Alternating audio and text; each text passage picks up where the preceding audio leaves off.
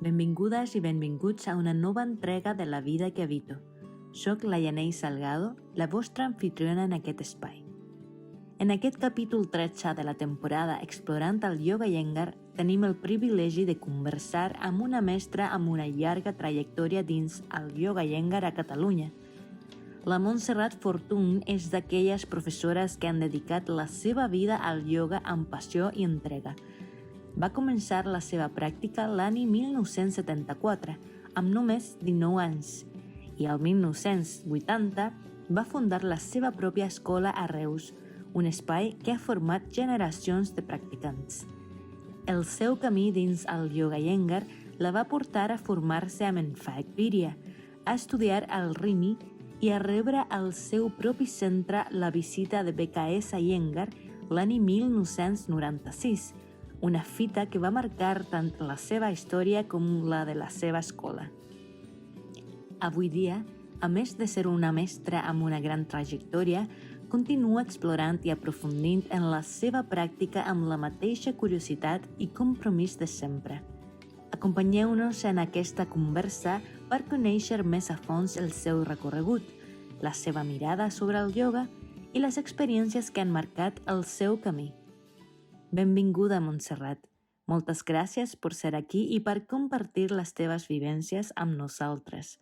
Estem molt il·lusionades de poder explorar amb tu les meravelles del Yoga Iyengar. Gràcies, Yanei. Gràcies a tu d'estar aquí i de fer-me aquest qüestionari. No? Va començar a practicar ioga l'any 1974 amb només 19 anys. Què la va portar a apropar-se al ioga a una edat tan jove i com recorda els seus primers anys de pràctica? Jo recordo la meva adolescència com molt inquieta, buscant molt, suposo perquè necessitava respostes i no estava bé amb mi mateixa. Suposo que és típic de l'adolescència. Això em va portar a buscar. I al buscar, doncs, vaig trobar una resposta. Primer amb un ioga que era meditatiu, però de seguida amb unes classes amb postures de ioga. I això per mi va ser, va ser una resposta molt important a la meva vida, no? I m'omplia molt, la veritat. Vaig començar així. No era Yoga Iyengar, però per mi allò ja era moltíssim. I vaig estar amb aquest ioga uns anys, després ja em van proposar d'ensenyar, per tant, ja donava classes de ioga que anava a la universitat, per tant, no tenia massa formació, tenia la meva experiència practicant de pocs anys. I em vaig formar en aquest ioga i quan una cosa a tu et va bé, de seguida tens ganes de transmetre-ho a les altres persones, no? Primer la família, amics i després ensenyar. Ja havia ensenyat, de veritat és que vaig ensenyar molt aviat, potser massa aviat, però era així. L'any 1980 ja havia fundat la seva pròpia escola a Reus. Què la va impulsar a fer del ioga no només una pràctica personal, sinó també un camí de transició i ensenyament? Jo crec que no es pot dir que quan vas a ensenyar ioga no sigui la teva pràctica personal. Jo crec que ensenyar ioga forma part de la teva pràctica personal. Evidentment, tu pots ser un practicant i treballar d'una altra cosa, no té res a veure. Però quan elegeixes ensenyar ioga, aquell ensenyament és també pràctica personal teva. Allò t'obliga als horaris de les classes, t'obliga a una formació personal, t'obliga a una atenció a les altres persones, t'obliga a una yama, a una ètica personal molt gran, i jo crec que la meva dedicació a l'ensenyament anava per aquí, anava a una exigència personal per la pròpia pràctica personal i també per als altres. El fet de venir a Reus, perquè jo vivia a Barcelona, era també una decisió molt gran, molt important, perquè volia dir que anar pel ioga jo deixava tota una vida. La vida d'estudiant, d'amics, era començar de zero, perquè venia a una ciutat on no coneixia ningú. I això et fa, estar centrat en aquella cosa, i dos, a Reus tu no podies tenir dues vides. En una gran ciutat tu pots tenir dues vides o tres. Ser la persona del ioga, la persona que treballa i encara la persona que, no sé, que surt o té un hobby. Aquí no, aquí era aquella persona i la pràctica personal important i la manifestació d'aquesta pràctica en l'ensenyament. Això va ser un canvi a la vida, malgrat que era jove, no? Tenia 24 anys quan vaig venir. El 985 va tenir l'oportunitat de conèixer en Guruji i va ser a través seu que va descobrir el seu mètode d'ensenyament. Com va ser aquella primera trobada? Quin impacte va tenir en el seu recorregut com a practicant i professora? El coneixement del Guruji va ser un xoc. Va ser un xoc. Jo estava en l'altre ioga, en l'altre grup, i jo crec que no va ser un xoc només per mi, va ser un xoc en general, no? Una persona amb un estil molt propi, molt clar, molt enèrgic, molt decidit i que no tenia molt a veure amb el ioga que nosaltres fèiem. Era un estil completament diferent. I a mi allò em va xocar, però alhora em va qüestionar. Dir, jo he de conèixer això, vull saber quin és aquest ensenyament, no? I ja de seguida, el mateix any que va venir ell, vaig anar a fer un intensiu a França, amb el Faek, diria, que va ser després el meu professor. Va ser un xoc la visita del Guruji, realment, per la seva personalitat, per la manera d'ensenyar i què ensenyava, no? Es va formar amb en Faek Birya, una figura clau en la difusió del mètode Iyengar a Occident. Com descriuria la seva influència en la manera com vostè entén i transmet el ioga?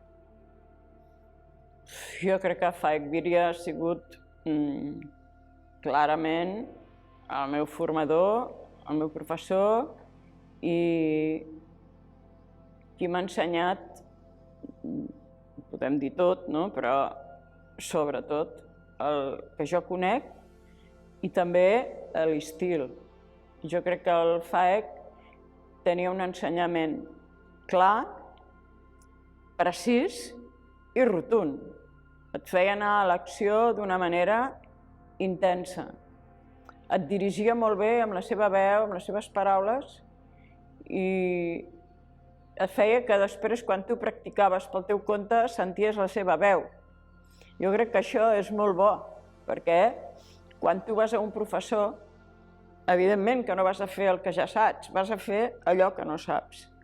I per mi, el Faek ha sigut un ensenyament clau i jo crec que sí, que per Europa, no Europa i també Occident, perquè molts professors d'altres llocs van venir a aprendre d'ell.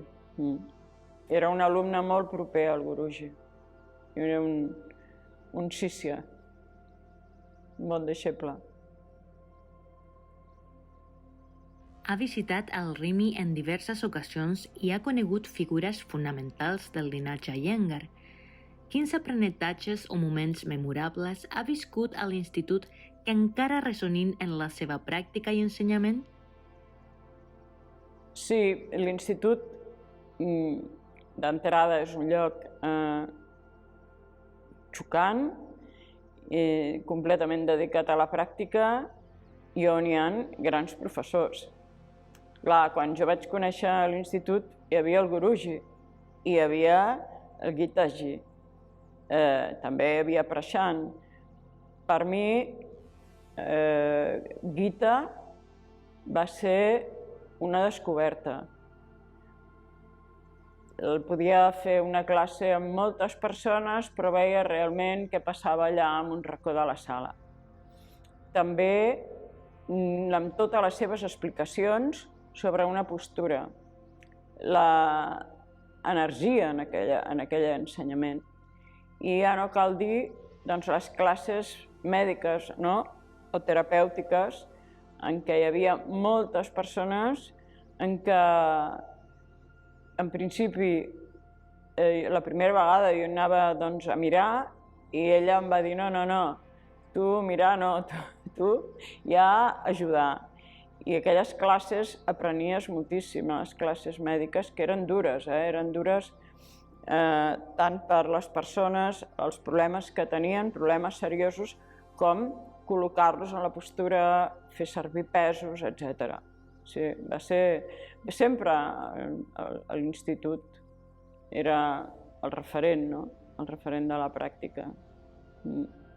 I quan hi havia Guruji, evidentment, encara que ell estés fent la seva pràctica personal, veia tothom, anava a les persones, si veia una cosa incorrecta i corregia, llavors tothom anava quan ell col·locava algú o simplement al dematí, que hi havia la pràctica lliure, tothom anava a fer la seva pràctica, doncs quan explicava alguna cosa a una persona, tothom intentava veure què deia, què estava explicant, etc. Era molt interessant.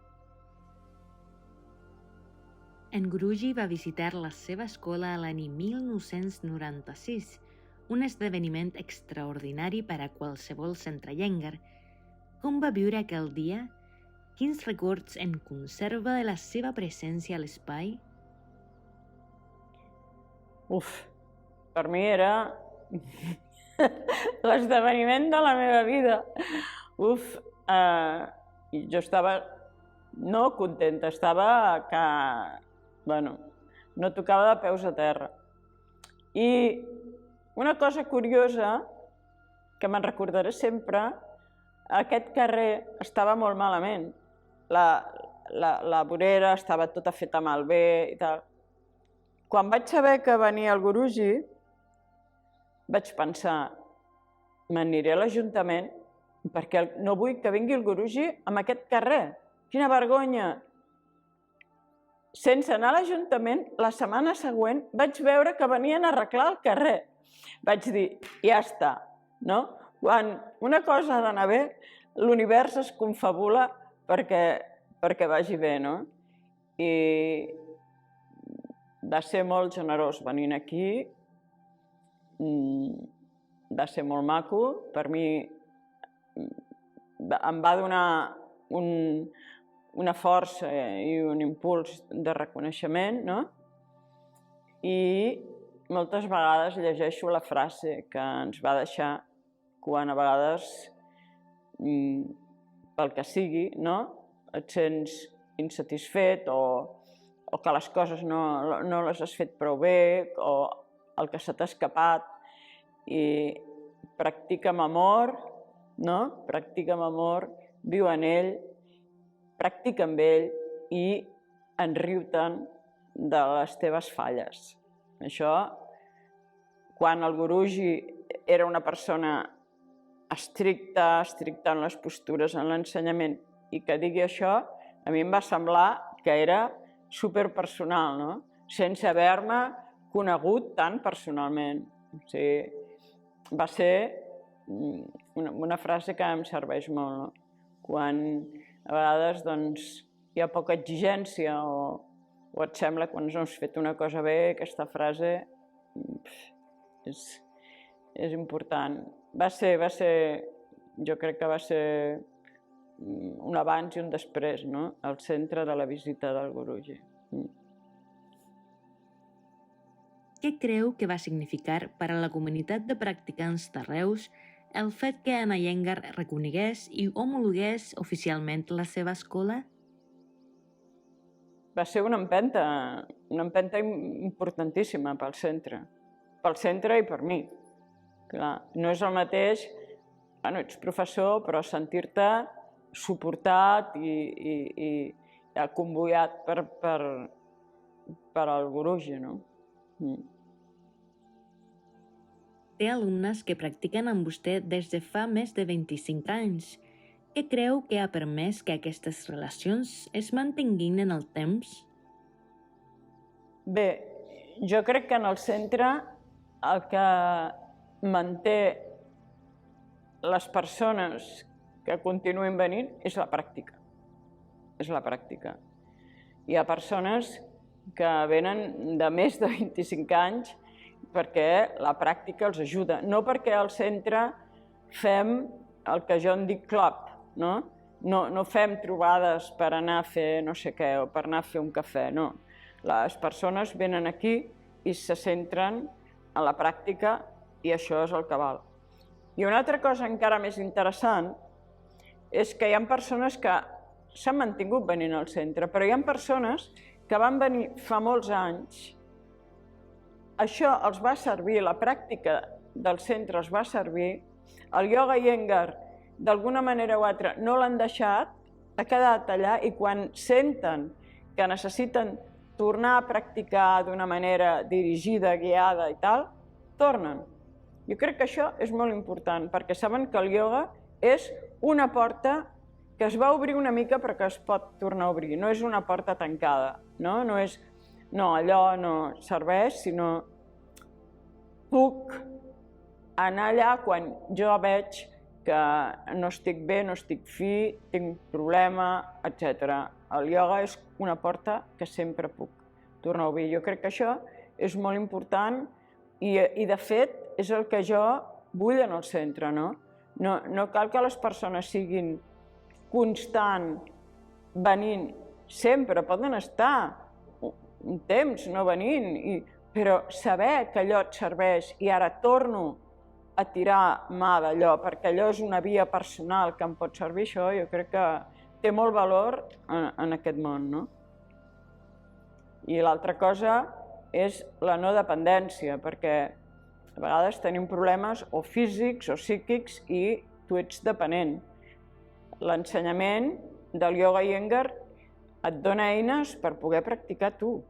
Evidentment que necessites un temps de pràctica, però després tu pots practicar on vulguis. No crea una dependència, no? Després de tants anys de dedicació al ioga Iyengar, com ha evolucionat la seva pràctica personal? Què ha canviat en la seva manera de relacionar-se amb el ioga des d'aquells primers anys fins avui? Ha canviat molt.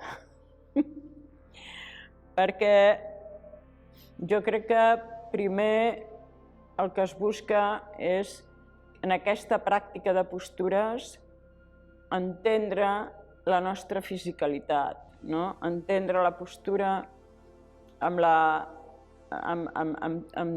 musculatura, tendons, evidentment que hi ha una acció del sistema nerviós voluntariosa.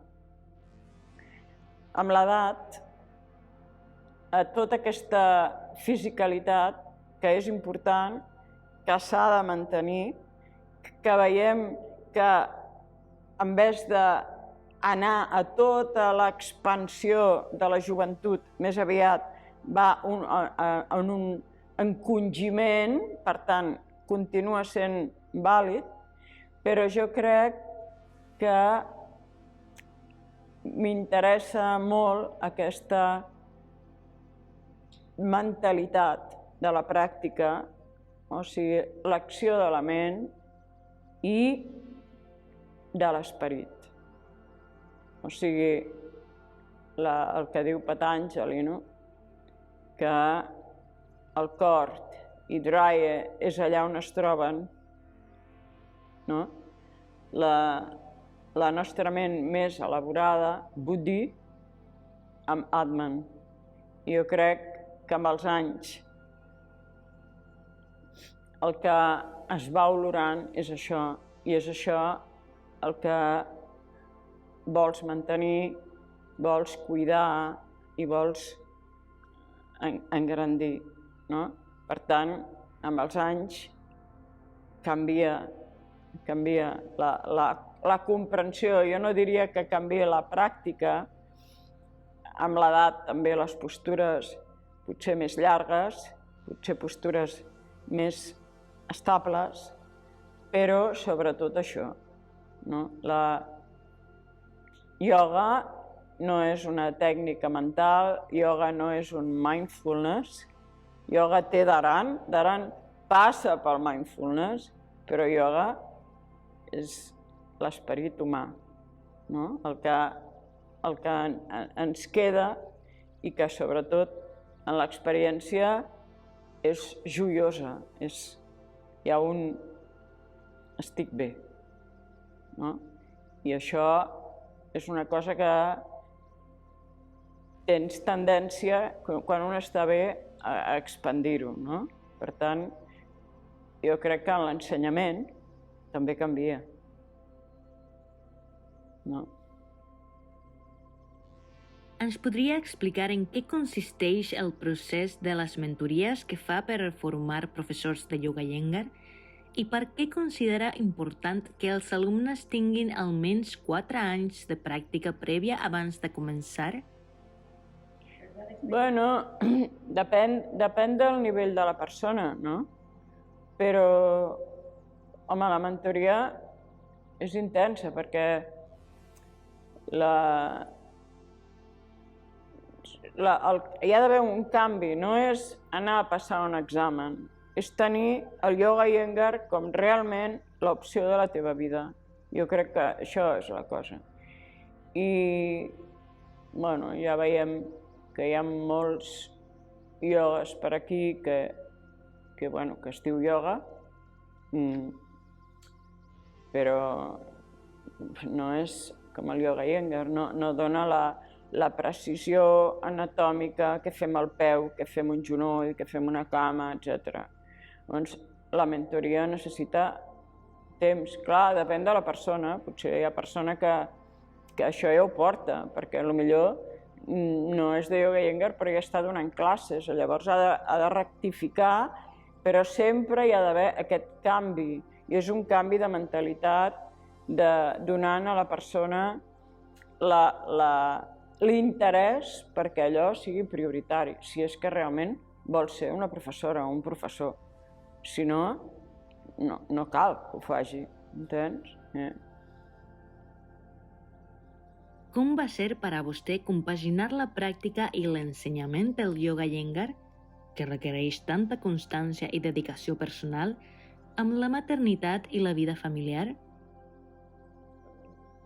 Hi ha èpoques difícils a la vida. I aquesta és una. La conec molt bé, he passat per aquí 2 vegades, tenint 2 fills magnífics, neixen sants i això ja està, després ja te'n vas cuidant, però l'època de l'embaràs i sobretot quan neix el bebè que necessita l'atenció de la mare, és una època molt difícil. És molt difícil. És l'època que jo crec que si ara fos a fer, i de fet ja m'ho vaig preparar així, però la persona que m'havia de substituir no va poder fer-ho, llavors, en tot cas, les hores que tu dones classe has de buscar una persona de confiança, que no és fàcil, però ho has de fer. I ara, tal com ho veig, el bebè té prioritat. Si el bebè per unes hores no està amb la mamà i està amb algú que el cuida bé, no passa res, no passa res. Però és important dedicar aquell temps al bebè. Sí. Pel de més, per la pràctica, jo almenys no vaig tenir problema. Vaig ensenyar fins al final de l'embaràs i pots donar classes estant embarassada, tenint en compte les coses que no pots fer, evidentment, no? Però embarassada i donar classe no és tan problema com quan neix el bebè, que sabem que hi ha problemes, no? Que un dia no menja, l'altre dia vomita, una nit no ha dormit, el típic dels bebès. No són coses greus. Sense tenir coses greus necessites un temps per poder-t'hi dedicar. I sobretot ara que les mamàs estem soles, estem en una unitat unifamiliar soles. Abans la meva mama estava amb la seva mama, era una unitat familiar que podia fer-se càrrec del bebè, podia donar orientació, les mares eren més joves, les àvies eren més joves. Tot això s'ha acabat, en general, a la nostra cultura. La parella jove viu sola, les mamàs estan lluny, les abueles ja no se'n recorden, per tant, una mare jove s'ha d'espavilar sola. I, a més, portar al centre és una època molt dura, és veritat, és difícil. Suposant que tot vagi bé, però en l'època del bebè la mama ha d'estar per ell, ha d'estar pel bebè i necessita aquella atenció, perquè tots sabem l'important que és que els primers anys de la persona, que configuren un caràcter, etc. Per tant, és difícil, sí. Fa poc va publicar un post parlant de les àvies, referint-se a la hipòtesi de l'àvia. Ens podria explicar una mica més què significa això i com s'hi relaciona amb la pràctica del ioga? Bueno, el post era sobre que som l'únic ser que quan ja no som fèrtils, les dones continuem vivint i vivint molt. Llavors, diuen antropòlegs que això té una raó per l'espècie. Si això no fos útil a l'espècie, no seria així. Útil durant mils d'anys. Per tant, les dones que actualment, quan ja entrem a la menopàusia, comencen a sortir les arrugues, ens fem velles, és com si, tothom vol ser jove, guapo, i reivindicar aquesta època. Aquesta època que sí, que m'estic fent vella i tinc arrugues, però que si em cuido, el cos respon. I en el centre tenim experiència de moltes dones començant a practicar a edat molt avançada, fan un canvi genial. Genial! I algun canvi terapèutic i tot, amb la part del cos que sigui. Per tant, això és mentida. Això que hi ha aquesta adoració a una bellesa juvenil, vale, d'acord, la joventut és... però... I el pensament, i l'espiritualitat, i la saviesa d'una dona quan és gran. No? Això jo crec que fins i tot ha fet por. Les cultures antigues que la dona després s'ha canviat, però és que ho portem a dintre. Sant Joan de la Creu se'n va anar a veure a una sàvia que tenia més de 90 anys. Em sembla que en tenia 95. Això ha sigut sempre. Tenim aquesta supervivència després de ser fèrtils, doncs vive la menopàusia i contentes per això. No és que jo ara ja És que, no, aquesta lamentació jo l'he sentit moltes vegades. Dones 20 anys més joves que jo de venir, és que jo ja... Vostè creu que encara puc? No? Això està a l'ambient i en la cultura, que crec que és una cosa que és una mentida, que ens l'hem de treure del damunt, que tu entres a la menopàusia i pots fer moltíssimes coses. Que no ets jove, no ets jove. No ets jove, tens arrugues, però pots fer moltes coses. I també gràcies també a una evolució, perquè sí que abans hi havia àvies que havien treballat molt, que estaven potser molt castigades, però ara arribem a una edat relativament bon estat, simplement que no s'ha mogut. Aquella dona potser ha estat treballant en un despatx durant molts anys i no ha pogut fer. Per tant, reivindicar això totalment, perquè no és que jo digui que és possible, és que ho veig cada dia. Perquè a les meves classes n'hi ha moltes i aquests canvis es veuen, no? Sí, aquella foto era una purbota sana al banc de Viparitadandasana amb les cordes, sí. Més enllà de les definicions que trobem als llibres, què significa per a vostè el ioga? Ara, en aquest moment, jo diria que és la vida de l'esperit. És la conjunció de la persona. Això que ens diuen ara, és que tenim un altre cervell que està en els gats, en el budell, no? És que és tot. I això el ioga ja t'ho diu. Però és que hi ha un punt on des d'aquí s'il·lumina tot. I aquesta és la vida de l'esperit. I jo crec que quan la persona es va acostant aquí, té menys problemes. Tingui els que tingui. El que passa que és un procés, hem de ser constants, i jo et diré una paraula que per mi crec que és clau, que és Shraddha. Shraddha, que és una paraula sànscrita que es tradueix per fe, però no és fe, una fe crec, no, és la fe confiança. La fe confiança de seguir amb la pràctica perquè aquí hi ha alguna cosa. Ara això no em va bé, ara això no surt bé, però Shraddha, la confiança, fe.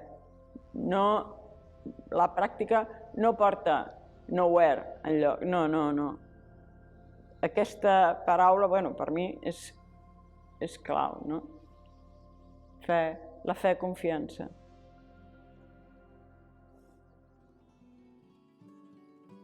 Hem arribat al final d'aquest capítol de La vida que habito. Vull expressar el meu més sincer agraïment a la Montserrat per haver-nos regalat aquesta trobada tan propera, generosa i plena de saviesa. El seu recorregut i el seu amor pel yoga iyengar són veritablement inspiradors i escoltar-la ha estat un autèntic regal. També un agraïment especial a totes les persones que ens escolteu. La vostra presència i entusiasme són el cor d'aquest espai i em motiven a continuar compartint les veus que nodreixen aquest camí del ioga. Ens retrobem en el proper episodi de La vida que habito. Fins llavors, cuideu-vos molt i continueu practicant.